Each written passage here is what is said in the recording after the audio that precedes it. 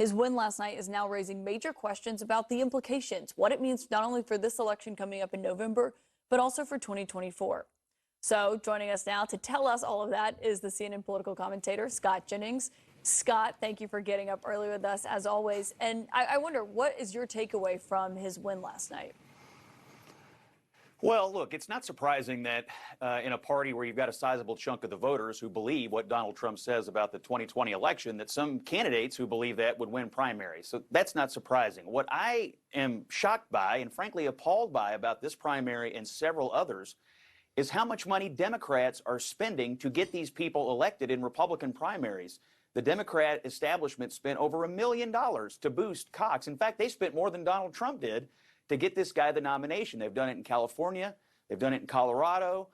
They've done it in Illinois. And you go around the country and you see Democrats spending millions upon millions to get these election deniers, these fringe candidates, nominations in Republican primaries. So one of the takeaways I have, Caitlin, is if Democrats are going to go on TV and say that Trump and all of his candidates who believe what he says are threats to democracy, how can they defend spending millions to get somebody like Cox the nomination in a state like Maryland that's had a very, a good governor in Larry Hogan, who's been a Republican that Democrats say, hey, we like Larry Hogan, but yet they've spent millions to go the opposite direction of Larry Hogan. The implication being that the Democrats think that these types of candidates will be easier to beat in November. That would be the implication about what they're doing there. You know, Scott, as a Republican, though, are these the types of candidates you prefer to see? Do you think it's good for your party to have someone like this as the nominee in Maryland?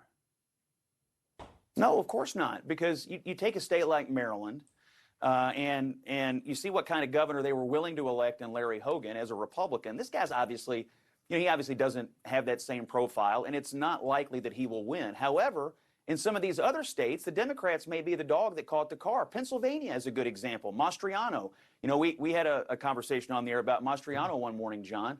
That's not the kind of candidate that I would prefer because I think it's not good for the party long term. But there are reports in Pennsylvania that he is now competitive with Shapiro in that governor's race.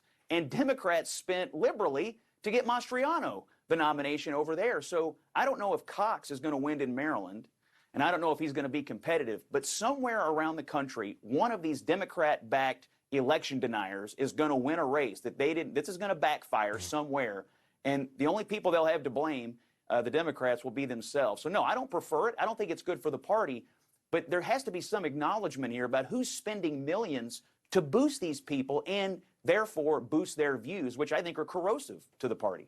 Well, and it's also, of course, raising questions. If you're a Democratic donor, did you intend for your money to be used for that? Probably to go to like Doug Mastriano in Pennsylvania? I would say probably not. But I do want to get your take also on what's happening in Arizona, where there's also this battle playing out between the establishment and people who back former President Trump's lies about the election. You saw the Arizona GOP censured Republican Party Chair Rusty Bowers. He is, of course, someone who testified before the January 6th committee. He kind of became this central figure talking about the pressure that he faced.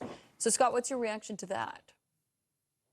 Well, I mean, another state where Democrats are meddling in that gubernatorial primary, they're backing Lake over Robeson, and who's I think a good candidate. Lake's slightly ahead. Trump's for Lake. The Democrats are for Lake, apparently. But that Speaker of the House did the right thing. He did sort of what Mike Pence did in Washington. He did the right thing. He's been someone that has stood up for, our constitutional order and our democratic process and the rule of law. And now he's being punished by his political party. And the kinds of people who want to punish him are backing Lake in the Arizona gubernatorial campaign. And that's who the Democrats are backing in Arizona. You just raised the key issue.